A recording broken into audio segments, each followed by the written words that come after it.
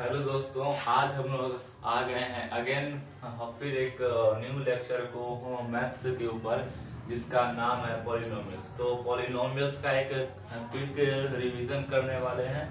तो चलिए स्टार्ट करते हैं। तो पॉलिनोमियल में सबसे पहला चीज जो हमको पढ़ना है वो पढ़ना है रिलेशन के बारे में, है ना। Relation between the zeros and the coefficients, है ना। सबसे पहले क्या पढ़ना है हमें? रिलेशन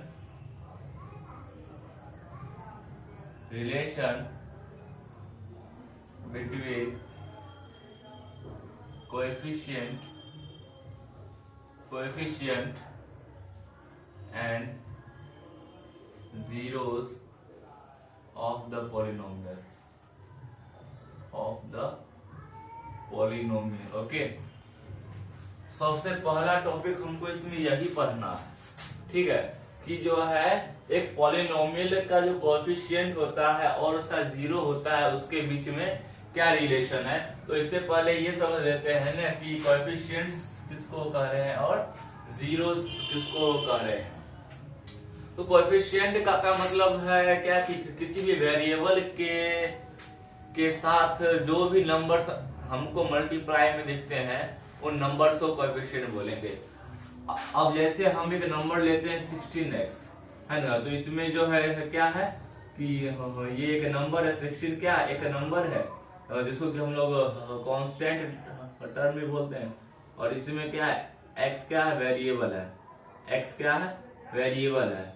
तो इस वेरिएबल के साथ जो भी कांस्टेंट या नंबर इस वेरिएबल के साथ होगा, उस नंबर को ही हम लोग कोएफिशिएंट बोलेंगे, है ना। उस नंबर को ही क्या बोलेंगे, कोएफिशिएंट बोलेंगे। तो 16 को क्या बोल सकते हैं, 16 is the coefficient of x। अगर कोई नंबर है 171x3, तो इसमें 171 को क्या बोलेंगे, 171 is the coefficient of x3। Okay, तो ये होता है कोएफिशिएंट, ठीक है। और ये क्या होता है, कोएफिशिएंट होता है। अब वो जीरोस का कहने का क्या मतलब है, जीरोस का कहने का मतलब क्या है। तो मान लीजिए कि हम एक कोई भी पॉलिनोमियल लेते हैं, है ना। जैसे कि ये क्या हो गया, ये क्या हो गया, मेरा एक पॉलिनोमियल हो गया। ओके, ये क्या है, एक पॉलिनोमियल है ना। तो x की वैसी वैल्यू, x का वैसा वैल्यू जो इस पूरे पॉलिनोमियल को जीरो कर दे, जो इस पूरे पॉलिनोमियल को जीरो कर दे, उसी को हम लोग जीरोस बोलते हैं, ठीक है। और इसका एक दूसरा नाम है, इसका एक दूसरा नाम जिसको कि हम लोग जो रूट भी बोलते हैं, है ना, रूट्स ऑफ द पॉलिनोमियल, है ना, वही चीज है। अच्छा, अब किसी पॉलिनोमियल का हम जीरोस कैसे निकालते हैं, है ना। किसी भी पॉलिनोमियल का हम लोग जीरोस कैसे निकालेंगे वो समझते हैं पहले। तो जीरोस निकालने का तरीका ये है कि जो भी हमको पॉलिनोमियल दिख रहा है, उसका हम जो है फैक्टराइजेशन कर दे, उसका क्या करेंगे, फैक्टराइजेशन करेंगे। तो यहाँ पर हमको देखने को मिल रहा है कि टोटल 3 टर्म है ना, टोटल 3 टर्म है। तो जब भी 3 टर्म होता है तो उसका फैक्टराइजेशन के लिए हम जो है क्या करते हैं, जो मिडिल टर्म होता है इसको स्प्लिट करते हैं, है ना। मतलब इसको जो 2 भाग में तोड़ते हैं, ठीक है। तो इसको अब कैसे तोड़ना है, देखिए। पॉलिनोमियल है ये, x² - 2x - 3 है, ठीक है, पॉलिनोमियल ये। तो सबसे पहले हम क्या करेंगे कि कांस्टेंट टर्म और x² के कोएफिशिएंट, इसके बगल में कुछ नहीं है तो क्या है, 1 है, ठीक है। तो ये कांस्टेंट टर्म को x² के कोएफिशिएंट से सबसे पहले आप मल्टीप्लाई कीजिए, ठीक। मल्टीप्लाई करने पर कितना आएगा, -3 × 1, यानी कितना आएगा, -3। तो अब हमको इस मिडिल टर्म को कुछ इस तरीके से तोड़ना होगा कि उसको जोड़ने या घटाने पर जो है ना, कितना आना चाहिए, -3 आना चाहिए। तो ऐसा कोई 2 नंबर्स लीजिए, कि जिसको गुना करने पर -3 आए, लेकिन जोड़ने या घटाने पर -2 आए। उसको जोड़ने या फिर घटाने पर -2 आए। कीजिए, करके देखिए कौन सा दो गो नंबर हम लोग ले सकते हैं।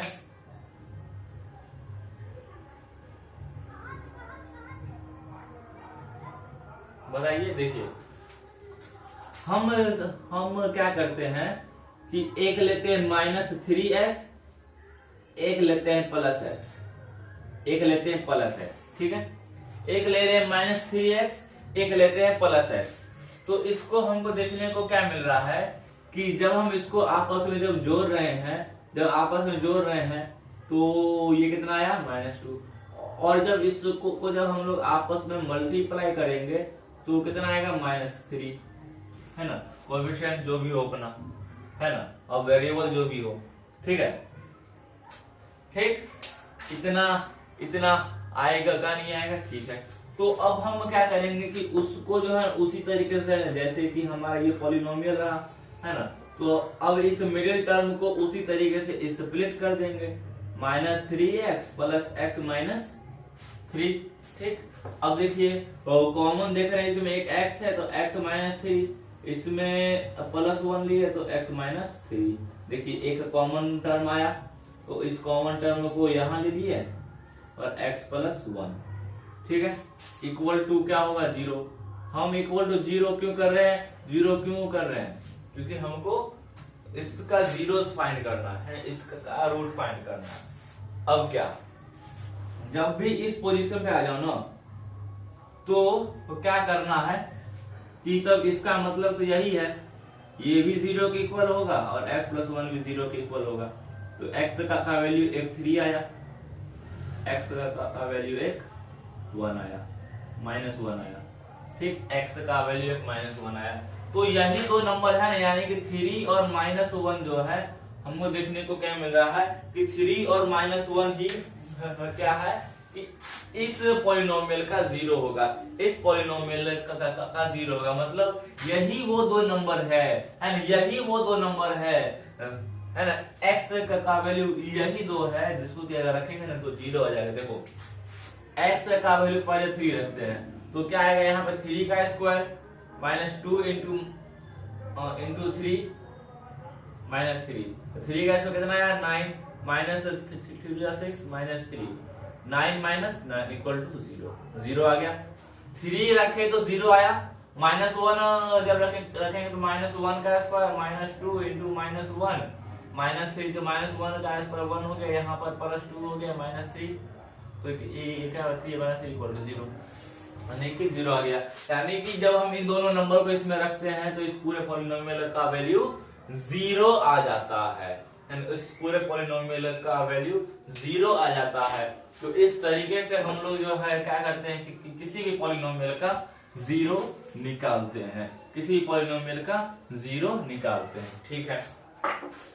अब रिलेशन देखते हैं, अच्छा हमको पता है कि कोई भी पॉलिनोमियल को हम जो छोटा फॉर्म में जो है p of x, p of y, p of z को भी वेरिएबल के फॉर्म में लिखते हैं, है ना। कोई भी पॉलिनोमियल होता है ax² + bx + c = 0 के फॉर्म में। कोई भी पॉलिनोमियल हो, ठीक है, कोई भी पॉलिनोमियल हो, वो ax² + bx + c के सी ऐसा होता है, ठीक है, ठीक। इसमें भी एक कंडीशन कि ए जो है वो 0 के इक्वल नहीं होना चाहिए, ठीक है, नहीं है 0 के इक्वल। अच्छा अब इसमें हम जो है क्या करेंगे, let the alpha and beta, कि अब हम यहाँ पर क्या करें कि अल्फा और beta are the zeros of polynomial, ठीक। अब हम क्या कर रहे हैं कि अल्फा और बीटा को जीरोस ऑफ द पॉलिनोमियल लगा रहे हैं, ठीक, जीरोस ऑफ द पॉलिनोमियल लगा रहे हैं।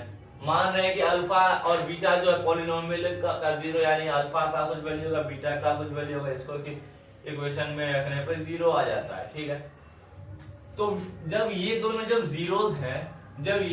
जीरोस है, तब क्या कह सकते कि x minus alpha and x minus beta are the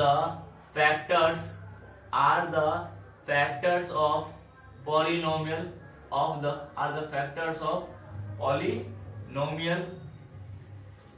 कि x माइनस अल्फा और x माइनस बीटा जो है क्या होगा कि पॉलिनोमियल का फैक्टर होगा। अच्छा, अब ये कैसे हुआ? तो अभी हमने एक पॉलिनोमियल लिया था, जब इसके जब मिडिल टर्म को जब स्प्लिट किया था तब क्या आया था?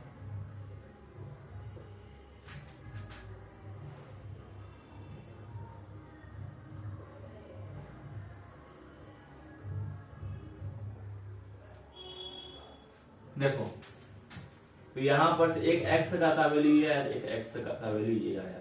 ठीक, तो जब जीरोस ये था तब इसका फैक्टर कुछ ऐसा था, मतलब जब हम इस जीरो को x में जब माइनस करेंगे तो एक फैक्टर बनेगा, और जब इस जीरो को जब हम x में माइनस करेंगे तब फैक्टर बनेगा। यानी कि जब दोनों जीरोस को आपस में जब हम x से माइनस करेंगे तो क्या होगा कि दोनों का दोनों जो है क्या हो जाएगा, हमारा पॉलिनोमियल का फैक्टर बन जाएगा। ठीक है, पॉलिनोमियल का फैक्टर बन जाएगा। ठीक है, समझ में आ रहा है? ठीक है, आगे बढ़ते हैं, है ना। फैक्टर बन जाएगा। अब ये यहाँ पर फैक्टर हो गया। ठीक है, क्या हो गया? अब ये यहाँ पर फैक्टर हो गया। ठीक, तो अब हम पॉलिनोमियल p ऑफ x जानते हैं क्या होता है, ax square plus bx plus c के फॉर्म में होता है, अब हम इसको कुछ इस तरीके से इसके फैक्टर के मल्टीपल में इसको लिख सकते हैं,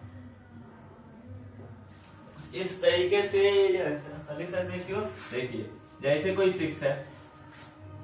6 है, इसका दो फैक्टर, एक 3 एक 2 है ना, तो हम इस 6 को क्या इन दोनों फैक्टर के मल्टीपल में लिख सकते हैं।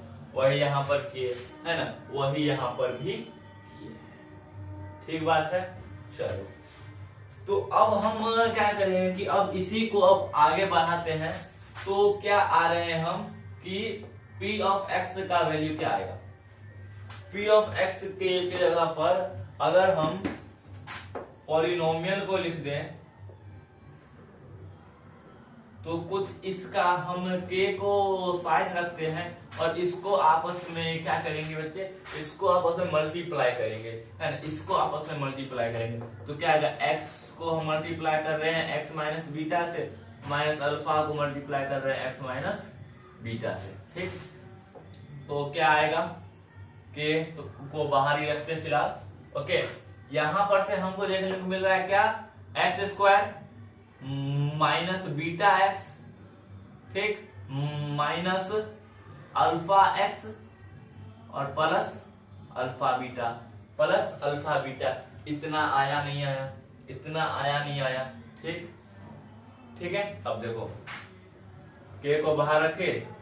अब हम इसमें से जब हम x को कॉमन लेते हैं, हम अब इन दोनों में से जो है क्या कर रहे हैं, माइनस x को कॉमन ले रहे हैं, तो बचा क्या, बीटा, बचा क्या, अल्फा, प्लस अल्फा बीटा। ठीक, प्लस अल्फा और बीटा। तो क्या मैं इसको कुछ इस तरीके से लिख दूं, minus alpha plus beta into x plus alpha beta. ठीक, प्लस अल्फा और बीटा। ठीक है, इतना आया। ये क्या था, ax square plus bx plus c। यानी कि कहने का मतलब, अगर हम अल्फा और बीटा के सेंस में देखें तो कोई भी पॉलिनोमियल जो है वो इसी फॉर्म में होगा नहीं होगा, कोई भी पॉलिनोमियल इसी फॉर्म में होगा, कोई भी पॉलिनोमियल हो, ठीक, कोई सा भी पॉलिनोमियल हो जाए वो इसी फॉर्म में आएगा। ठीक है, अब हम इसको आगे बढ़ाते अब हम इसको आगे बढ़ाते हैं। एक मिनट।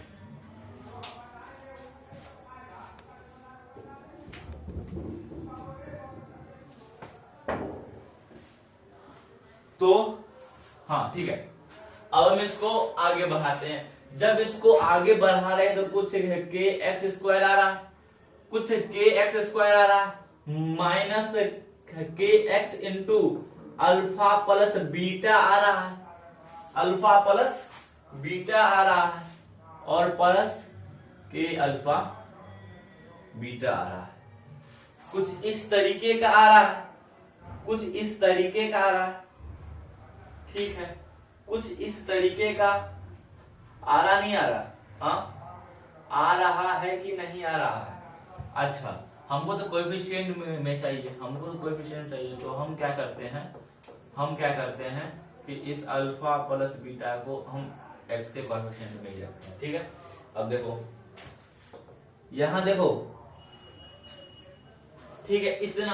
अब जब हम इसको इससे जब कंपेयर करें, जब हम इसको कंपेयर कर रहे हैं इससे, अब हम जब इसको इससे कंपेयर करें, देखो एक्स स्क्वायर का यहां पर कोएफिशिएंट क्या है के, यहां पर क्या है ए, यहां पर इस एक्स का कोएफिशिएंट क्या है माइनस के इंटू अल्फा प्लस बीटा, यहाँ क्या है बी, और ये क्या है कांस्टेंट। तो क्या मैं यहां पर से ये कहूं कि के बराबर ए है।